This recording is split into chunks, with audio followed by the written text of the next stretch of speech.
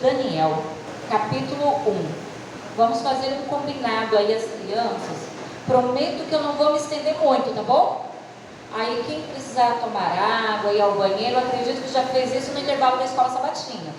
Então vamos ficar menos de 40 minutos para ouvir Deus falar conosco. Então nesse momento desliga seu celular, fica conectado só na mensagem de Deus. Agora, se o seu celular está a sua Bíblia, não tem problema não. Mas vamos evitar de estar nas redes sociais agora no horário do culto e dar um tempinho para que nós possamos ouvir Deus falar conosco. Livro de Daniel, capítulo 1. Amém ou misericórdia? Amém. Então, do jeitinho que estamos, vamos fechar os olhos e vamos orar.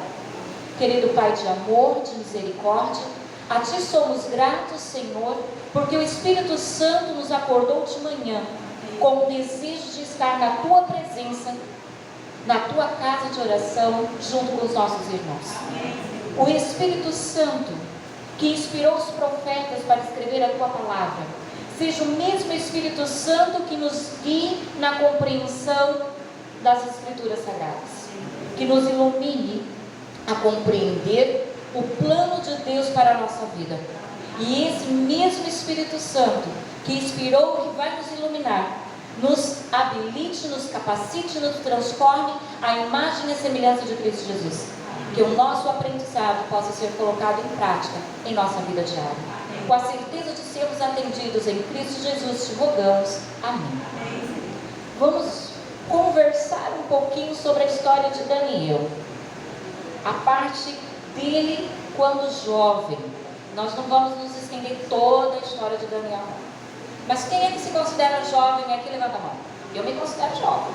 Porque quando fala jovem, às vezes pensa assim, é os 17, 18, 25, 27 anos, né? Mas o que Deus nos diz é que jovem é todo aquele que... Cadê os jovens da igreja? Como é que diz no culto jovem? Jovem é todo aquele de 100 anos para baixo. Então, se a gente não tem 100 anos, a gente ainda é jovem. E dentro da psicologia, a gente diz que jovem também é aquele que faz planos. Quando eu deixo de fazer planos, eu deixo de viver e começo a envelhecer, porque eu não desejo mais alcançar nada, eu não tenho mais sonhos, eu não tenho mais perspectivas, eu perdi as minhas perspectivas de vida, então eu começo a envelhecer. Eu não estou falando do envelhecer fisicamente não, eu estou falando do envelhecer de espírito, e envelhecer as suas emoções, dos seus desejos de viver, daquilo que te motiva a cada dia a conquistar, a estar de pé e lutar pelo bem-estar seu e da sua família. E conta a história de Daniel, na época do reinado de qual rei? Aí está no versículo 1, de qual rei? Joaquim. Ele era rei de onde? De Judá. E apareceu então agora o rei Nabucodonosor, que era rei de onde? De Babilônia. E o que esse rei da Babilônia foi fazer em Judá? Foi em missão de paz? Foi com diplomacia? Não. O que ele foi fazer? Invadir, sitiar, foi guerrear. Ele não foi em busca de paz, ele foi em busca de quê? De guerra, de dominar. E aí ele foi, invadiu o reino de Judá e ele conseguiu vitória ou não? Sim ou não? Sim, conseguiu vitória. E o povo, até hoje, né, quando consegue a vitória num determinado território, o que se faz? Com as pessoas que ali sobreviveram, que não foram mortas, viram o quê?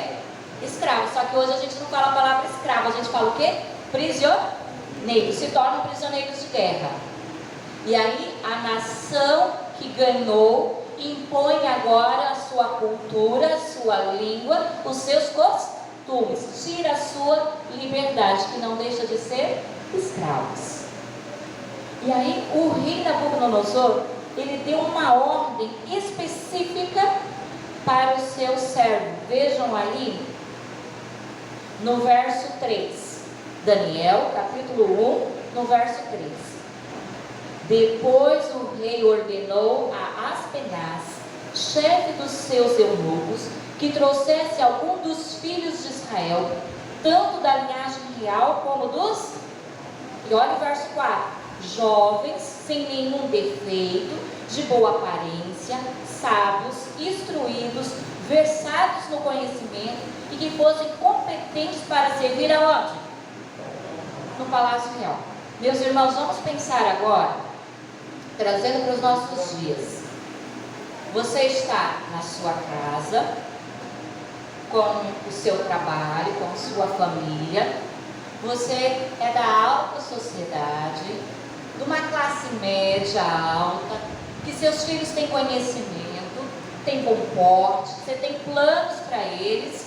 E quando eu tenho planos para os meus filhos, eles têm planos ou não têm? Tem. Eles têm sonhos ou não têm?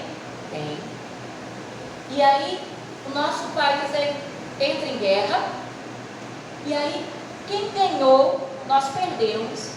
E um país que ganhou diz assim: agora eu quero que aqueles que são abastados, que têm conhecimento, que na escola eles mostram assim ser fora da média, fora da casinha, bem cognitivamente falando, de alto QI, que consegue também ter um QI emocional. Eu quero esses jovens agora para vir para o nosso país, para ir para um país estrangeiro, que eu não conheço a língua, não conheço o costume, e vai ser agora treinado em toda a sabedoria e arte do povo babilônico, do povo estrangeiro. Você acha que os nossos jovens se sentiriam bem com isso? Estariam felizes? Eu fui poupado de ser escravizado, eu fui poupado de ser morto, mas agora eu tenho que deixar tudo o que eu sonhei para agora viver em outro país e aprender outras coisas.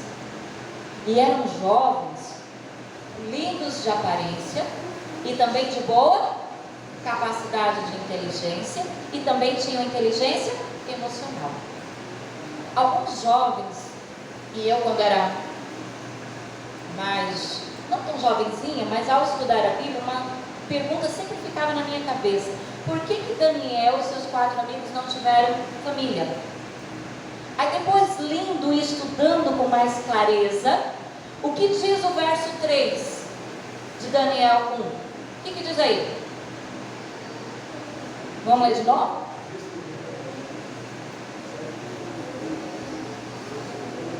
O que foi que diz aí? Depois o rei ordenou a Aspenaz, chefe de quem? Então quer dizer que, olha só, se os 4 tinham sonhos de ter família, agora que eles foram presos, eles teriam chance de ter família?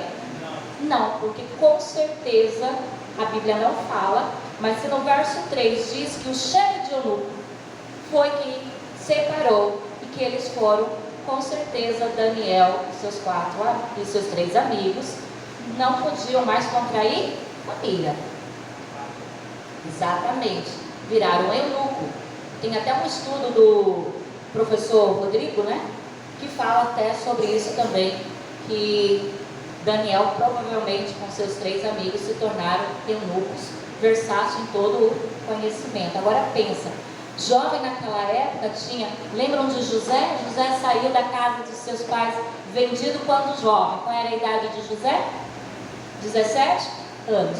Vamos pensar mais ou menos que esses nossos jovens aqui tivessem 17, 20, 23 anos. Vamos pensar assim, com toda um sonho de vida pela frente, e acaba sendo quebrados seus sonhos, destruídos as suas expectativas por causa de uma guerra que veio. O que eu quero parar para pensar com isso? Nós conhecemos a história de Daniel e quem foi Daniel e quem foi seus 3 amigos. Hoje, por pouca coisa, muitos começam a amaldiçoar da sua vida. Alguns chegam aos 30, 35, 40, 45 anos, ou até mesmo 50, olha para trás e diz: eu não fiz nada, não tenho prazer mais de viver. A inteligência emocional baixou, não consegue mais, se lastima da vida. Daniel e seus 3 amigos tinham tudo para lastimar da vida, porque perderam a liberdade de escolha, perderam a oportunidade de seguir os seus sonhos, as suas metas. Mas mesmo assim, a gente conhece a história, nós vamos ver qual foi a decisão que eles o quê? Tomaram. Meus irmãos, Deus nos fez para sermos a imagem e a sua semelhança. Deus tem planos maravilhosos para a vida de cada um de nós. Só que quem escolhe o que vai fazer com a sua vida é Deus? Não. É quem? É você. Quem escolhe o que eu vou fazer da minha vida sou eu. Mas olha que Deus nos qualificou. E Nabucodonosor, quando pediu para escolherem jovens, ele falou as qualificações, não falou? Lá no verso 4, finalzinho do verso 3 do verso 4, diz como deviam ser as qualificações desses jovens. Agora eu te pergunto, uma das qualificações é fazer parte da linhagem o quê? Real. Você é ou não parte da linhagem real? Sim ou não? Tem certeza que você faz parte da linhagem real? Todos nós somos feitos à imagem e à semelhança de Deus. Se nós formos ver a nossa descendência, nós vamos chegar a Noé e seus 3 filhos, certo? E depois de Noé e seus 3 filhos, nós vamos chegar a quem? A Adão e Eva. E lá em Gênesis diz que Deus criou Adão do pó da terra e soprou nas suas narinas o fôlego de vida, e ele passou a ser, ou ele passou a ter alma vivente. Lá diz o verbo ser, ele passou a ser alma vivente. Então, barro, pó, barro, mais fôlego de vida se torna um ser humano. Um ser humano é a imagem e a semelhança de Deus. Se eu sou a imagem e a semelhança de Deus, eu também faço parte da linhagem real. Eu não vim do macaco, eu não vim de uma explosão do Big Bang, eu vim de uma linhagem real, feita, pensado, proporcionalmente à imagem e à semelhança de Deus. Nós fazemos parte da linhagem real e somos chamados para um propósito. O propósito de amar e servir a quem? Ao nosso Criador. E aí vem as qualificações. Aí no verso 5, vamos acompanhar aí o que diz o verso 5. O rei determinou que eles recebessem uma alimentação diária, tirada das finas iguarias da mesa real e do vinho que ele bebia. Os jovens deveriam ser educados ao longo de quantos anos? 3 anos. E ser educados ao longo de 3 anos, e ao final desse período passariam a servir a quem? O rei. E veriam servir o rei aonde? No palácio real, não era lá na academia onde eles estavam estudando. Eles iam ser agora, se formos trazer para o tempo de hoje, os ministros, né? Que estariam constantemente ali na presença do rei. Verso 6. Entre eles se achavam quem? Daniel, Ananias, Misael e Azarias, que eram da tribo da onde? De Judá. O chefe dos eunucos lhe deu outros nomes, a saber, Daniel de Beltesazar, Ananias de Sadraque, Misael de Mesaque e Azarias de Abednego. Verso 8. Daniel resolveu não se contaminar com as finas iguarias de quem? Nem com o vinho que ele bebia, Por isso pediu ao chefe dos eunucos que lhe permitisse não se contaminar. Vamos parar por aqui? O que foi que Daniel pediu para o chefe dos eunucos? O que foi que ele pediu?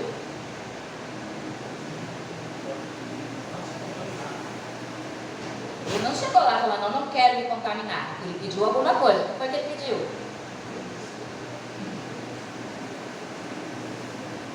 Não se alimentar dos alimentos, não alimentar dos alimentos e beber o que bebido também. Exatamente. Daniel e seus 3 amigos, quando estavam em Judá, convivendo com a sua família, eles aprenderam o princípio da boa alimentação. Todo bom cristão, ele cuida da sua alimentação, porque os estudos já dizem que nós somos aquilo que comemos. Então, se eu como coisa indevida, eu enfraqueço a minha mente, eu enfraqueço o meu corpo. Se eu como nutrientes, o meu corpo fica forte, fica com nutrientes saudáveis, e eu consigo viver uma vida de boa, tranquilo, sem muitas doenças, ou quase não contrai doenças, certo? E os filhos de Deus são educados a cuidar da sua saúde. Lembram dos 4 T's da mordomia cristã? Templo, tesouro, talento e... Vamos lá de novo? Templo, tesouro, talento e... Quem é o templo? Sou eu, o corpo do Espírito Santo de Deus, então eu tenho que cuidar. Tesouro tem a ver com o quê? As minhas posses, né? Aquilo que Deus me dotou de capacidade para que eu possa adquirir. O tempo é o quê? O que eu faço com o meu tempo que eu tenho. As 24 horas que Deus me deu, eu gasto em quê? E o último? Oi? Exato, que a gente chama de talentos. Os talentos que Deus nos dá. Assim como Ele deu, que a gente vai ver lá no verso 17, que Deus deu a Daniel e seus 3 amigos sabedoria e conhecimento. Quantas vezes mais? 10. 10 vezes mais os talentos de Daniel e seus 3 amigos. Mas a Daniel deu um talento a mais, deu um diferencial a mais. Por que Daniel recebeu um diferenciamento a mais? Porque o que está aqui em Daniel 1, verso 8. Daniel era um líder nato, um estrategista nato. Ele tinha tudo para se revoltar, porque ele tinha planos, sonhos, fazia parte da casa da linhagem real. Ele era de família nobre, ele era muito bom nos estudos, sabia como se direcionar as pessoas, era um líder. Porém, tudo que ele sonhou para ele, para o povo de Israel, agora ele ia servir o rei de Babilônia, Nabucodonosor. Não por vontade própria, mas porque a ele foi imposto. Mas mesmo a ele sendo imposto a viver e a aprender de acordo com Babilônia, ele fez um voto com ele mesmo de não se contaminar com o conhecimento nem com a cultura de Babilônia. Ele ia aprender, mas ele ia reter o que era bom. É isso que Deus nos diz. Aprendei de tudo, mas retei o que é bom. Retei o que é bom. E Daniel, quando ele foi falar com Ananias, o chefe dos eunucos, ele não chegou assim: eu não vou comer desses alimentos porque não é isso saudável para o meu corpo, então eu não vou comer, eu vou bater de frente. Ele não fez isso, meus irmãos. Ele usou estratégia. Quem é que manda aqui? Depois do rei Nabucodonosor, quem é que manda aqui? É fulano. Como é que fulano age? É dessa forma. Como é que eu posso abordar ele? Então ele tinha todo um plano. Ele sabia que o chefe dos eunucos ia aceitar de bom grado a sugestão dele não comer das iguarias e da mesa do rei. Porque no entendimento da cultura, o rei comia do melhor. Ele bebia do melhor. Então os seus futuros ministros, os seus sábios que iriam aconselhá-los, deveria comer do mesmo alimento saudável que ele comia. Mas Daniel, ele viu que na mesa o que tinha era saudável? Não era. Por que ele sabia disso? Porque ele tinha conhecimento e ele vivia aquilo que ele tinha conhecimento. Ele tinha aprendido dentro das escrituras sagradas, lá em Levítico, quais são os tipos de alimento que nós devemos ou não comer para termos um corpo saudável. O que nós podemos ou não beber para nutrir o nosso corpo. E quando ele estava num país estrangeiro, aprisionado, escravo, para ser um erudito daquele país, para poder ensinar ao povo de Israel a cultura babilônica, ele tomou a decisão de não se contaminar e criou uma estratégia para que ele não fosse morto com seus 3 amigos, para que ele pudesse sobreviver e honrar o nome de Deus. Então ele foi com estratégia. Daniel era um líder estrategista e ele foi lá com um plano. E quando o chefe do eunuco foi lá e questionou, que está aí no restante da leitura do capítulo 1, aí ele disse assim: me leva para quem preparava os alimentos, e disse: olha, vamos ver aí no verso, deixa eu só observar aqui, no verso 11. Então Daniel foi falar com o cozinheiro-chefe, a quem o chefe dos eunucos havia encarregado de cuidar de Daniel, Ananias, Misael e Azarias. Verso 12.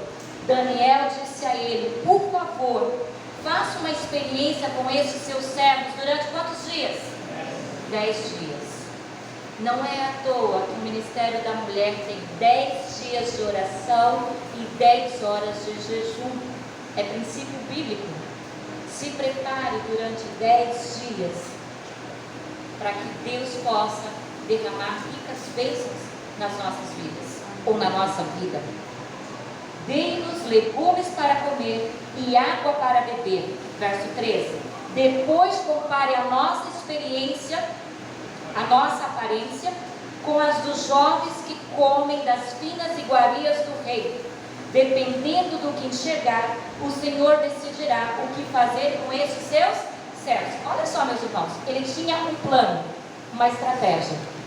E dentro do plano, não era forçar o chefe cozinheiro, o chefe do eunuco a aceitar, porque eles não iriam aceitar. Eles eram o quê? Escravos que iriam ser eruditos, mas eles não tinham poder de voz.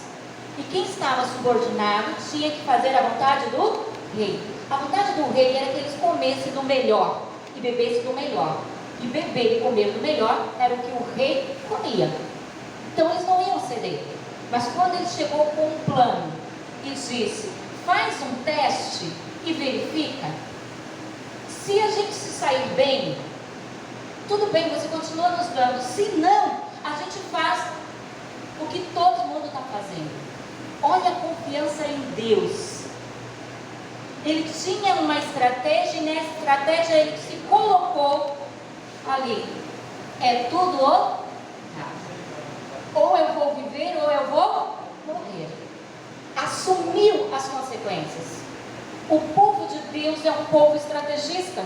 Ele faz planos e executa de acordo com a vontade de Deus.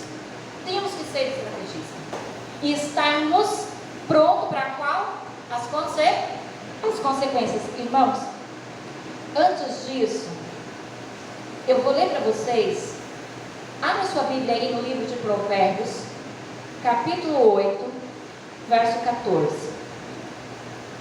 Eu vou ler na linguagem de hoje, porque ela é mais explícita na palavra, a compreensão é melhor do que ler na João Ferreira de Almeida. Provérbios, capítulo 8, verso 14. Olha o que diz na linguagem de hoje: faço planos e os ponho em prática, tenho inteligência e sou forte. Faço planos e ponho em prática. Filho de Deus não faz planos, não vive no mundo do sonho e depois diz: Deus não me ajudou, Deus não me ajudou a passar, Deus não me ajudou a prosperar, Deus não me ajudou a construir uma boa família, Deus não me ajudou, olha como eu sou. Não. O povo de Deus, o homem e a mulher de Deus faz planos de acordo com a vontade de Deus. Vê as estratégias. Como eu vou chegar a obter o resultado que eu quero? Daniel teve que se esforçar. Ele tinha conhecimento, ele era sábio, ele era, mas ele se tornou 10 vezes mais sábio do que ele era, porque ele só ficou de braços cruzados sonhando que ele ia ser inteligente? Não, ele debruçou-se, ele estudou para honrar o nome de Deus. Ele se alimentou da melhor alimentação que Deus tinha deixado e deixou para nós. Ele cuidou das suas faculdades mentais, física e emocional. Ele não se contaminou emocionalmente com a cultura de Babilônia. Aí dizem assim, agora que a gente sabe que ele é um núcleo, né? Ah, mas aí as tentações não eram iguais porque ele é um núcleo. Quem disse que não? A revolta, ele podia ser um homem revoltado contra Deus de ter permitido que o povo de Israel, a tribo de Judá, temente a Deus, fosse levado e arrastado pelo povo de Babilônia. Mas não, ele decidiu, era um líder de decisão. Meus irmãos, eu comecei falando que Deus nos deu a capacidade de sermos a sua imagem e a sua semelhança. Nós somos a imagem e a semelhança de um Deus vivo. E esse Deus vivo nos dotou de um livre-arbítrio, é poder de escolha.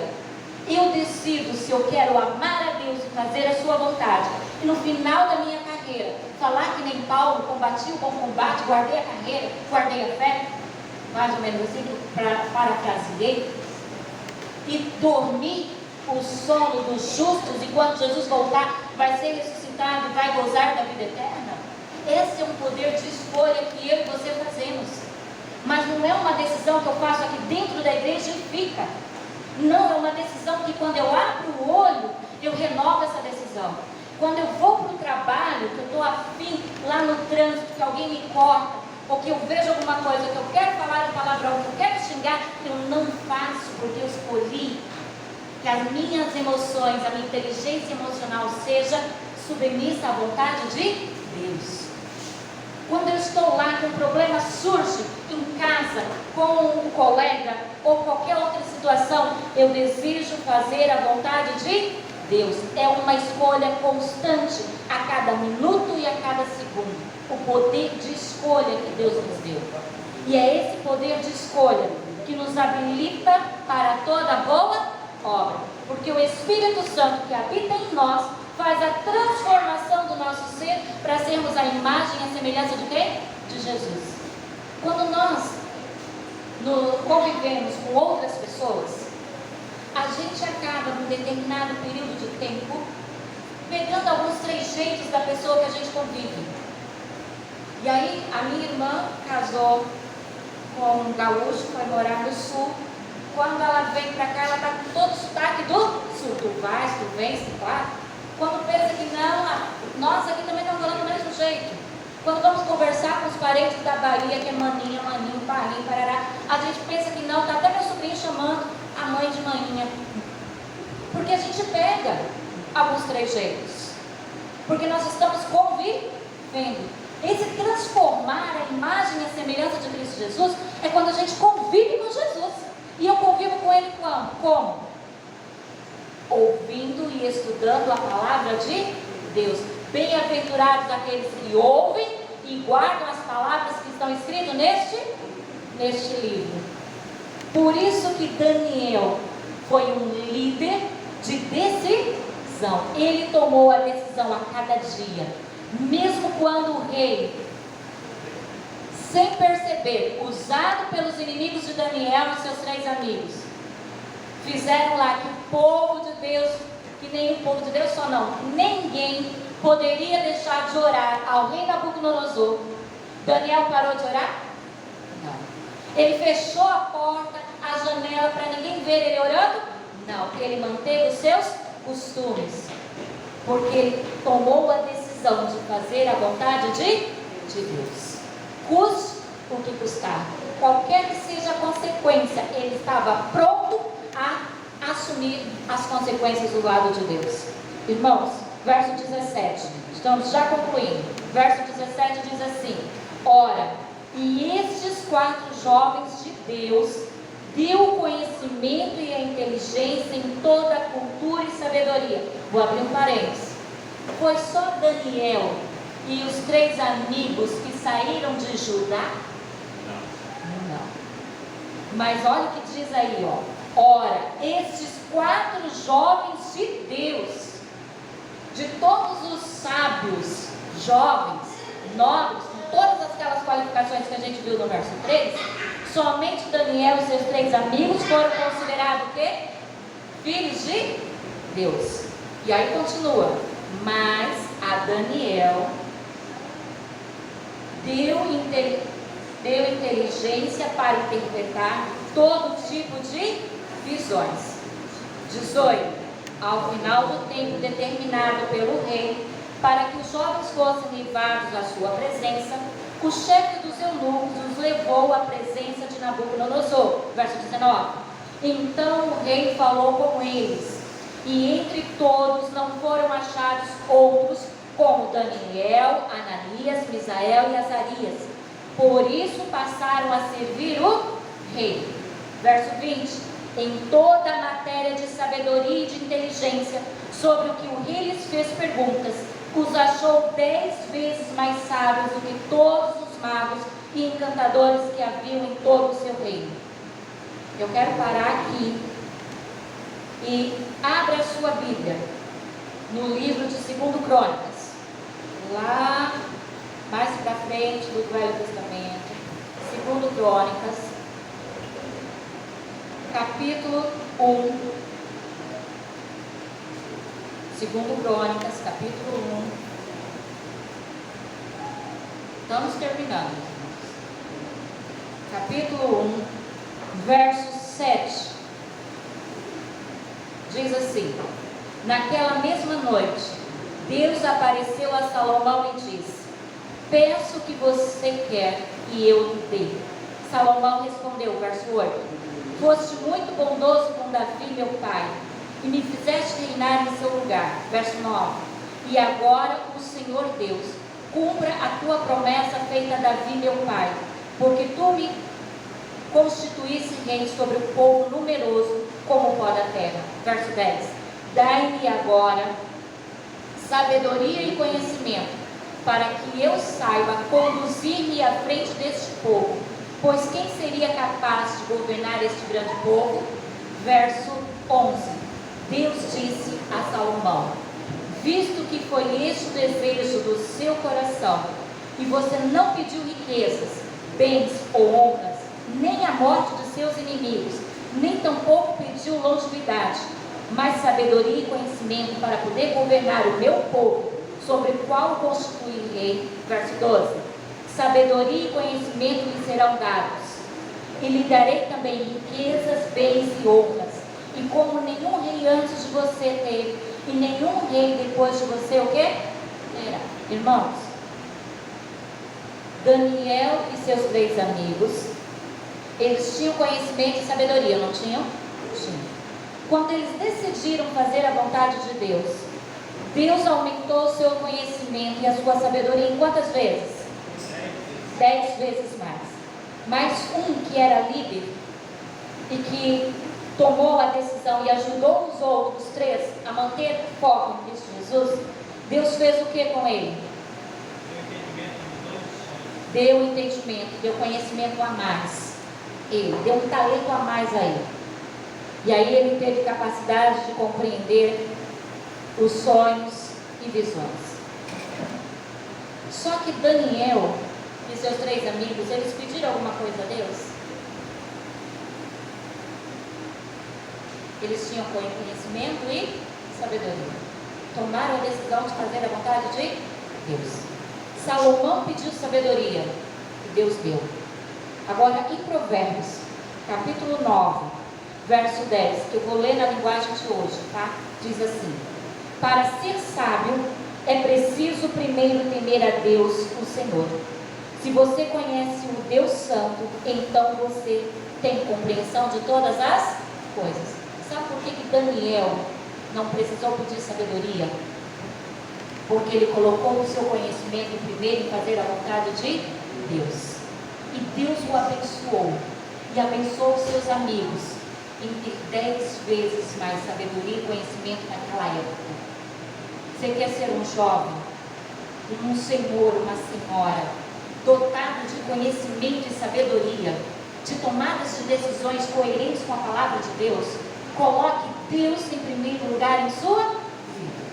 Porque toda sabedoria e todo conhecimento está em temer a Deus sobre todas as coisas. E as outras coisas serão o quê?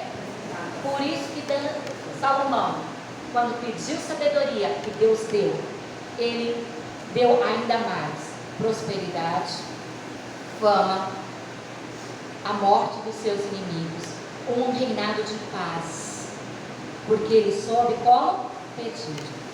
Mas isso não quer dizer, meus irmãos, que todo sábio, que todo que tem conhecimento, ele é rico financeiramente, que ele sobressai em qualquer área do conhecimento. Não quer dizer isso. Quer dizer que você mesmo simples, ganhando um salário mínimo, você tem conhecimento e sabedoria, consegue conduzir a sua casa conforme a vontade de Deus, e tem sabedoria, paz, tranquilidade, vive bem, porque o seu conhecimento, a sua sabedoria vem primeiro em buscar o quê? A Deus.